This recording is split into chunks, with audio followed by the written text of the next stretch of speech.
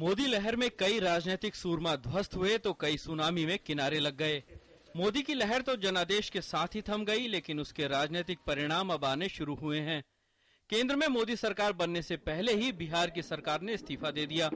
राज्य के मुख्यमंत्री नीतीश कुमार ने हार की जिम्मेदारी लेते हुए अपने पद से इस्तीफा दे दिया है।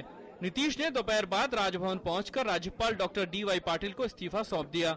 हालांकि नीतीश ने विधानसभा भंग करने की सिफारिश नहीं की है। आज की तारीख में इसकी नैतिक जिम्मेवारी लेकर मैं त्याग पत्र दे चुका हूं और त्याग पत्र का निर्णय कोई भावना के प्रवाह में लिया गया निर्णय नहीं है।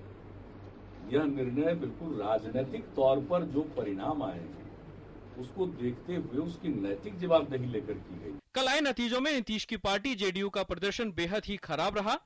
2009 में 20 सीटें जीतने वाली JDU मात्र 2 सीट ही जीत सकी। बदहाली का अंदाजा इस बात से भी लगाया जा सकता है कि पार्टी अध्यक्ष शरद यादव भी मधेपुरा सीट से चुनाव हार गए। पार्टी की फजीयत देख नीतीश ने इस्तीफा देने का फैसला कर लिया। अब कल JDU विधायक दल की बैठक होगी, जिसमें नए नेता का चुनाव होगा। बिहार में पिछला लोकसभा चुनाव BJP और JDU ने मिलकर लड़ा था और सत्ता हासिल की थी। पिछले साल जब मोदी BJP के PM पद के उम्मीदवार चुने गए, तभी नीतीश ने BJP से गठबंधन तोड़ दिया। कहा जा रहा है कि BJP से गठबंधन टूटने की कीमत JDU को चुनाव में चुकानी पड़ी है। हालांकि नीतीश अब भी फैसले को सही बता रहे हैं। पार्टी के विधायक चुनाव में जाने को तैयार नहीं है और पार्टी अध्यक्ष भी कह रहे हैं कि नई सरकार का गठन होगा। हम फैसला करके ही आए हैं। फैसले में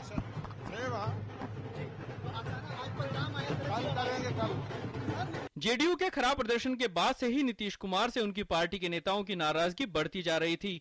पार्टी के कुछ नेताओं ने हार के लिए साफ तौर पर नीतीश को जिम्मेदार ठहराया था।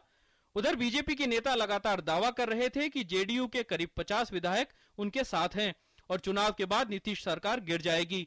नीतीश के इस्तीफे का एक कारण राज्य विधानसभा में पार्टी का पूर्ण बहुमत न होना भी है। आंकड़ों पर गौर करें तो विधानसभा में JDU के 115, BJP के 91, RJD के 22, कांग्रेस के 4, LJP के 3, CPI और JMM के 1-1 तथा 6 अन्य विधायक हैं। BJP से गठबंधन टूटने के बाद नीतीश कई विधायकों को पार्टी से निकाल चुके हैं। उधर राजनीतिक विरोधी हालात पर नजर रखे हैं और कह रहे हैं कि उनके पास कोई विकल्प नहीं था। अभी कोई क्रिया का आता पता नहीं है कि बिटवीन नीतीश सरकार और गवर्नर के बीच अभी है, कोई नतीजा सामने नहीं आया। नीतीश कुमार समझदार व्यक्ति हैं और वो जानते थे कि उनके सरकार में कल जब मंत्रिमंडल के 4 वरिष्ठ सदस्य नहीं आए तो वो जानते हैं कि उनकी सरकार अपने आप गिर जाएगी।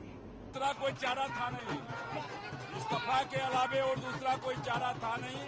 हम लोगों ने इस्तीफा नहीं मांगा, लेकिन वो अल्पमत में सरकार चली गई है और चुनाव 6 महीने के अंदर होंगे। लगता है कि अगर इस्तीफा नहीं देते तो ऐसी सरकार उनकी गिरने वाली थी। विरोधी कुछ भी कह रहे हों, लेकिन नीतीश कुमार ने तो फिलहाल अपना दांव चल दिया है। अब देखना यह है कि विधायक दल की बैठक में क्या फैसला होता है और अगर JDU की नई सरकार बनती भी है तो क्या वो विधानसभा में अपना बहुमत साबित कर पाएगी। Bureau report, DD news.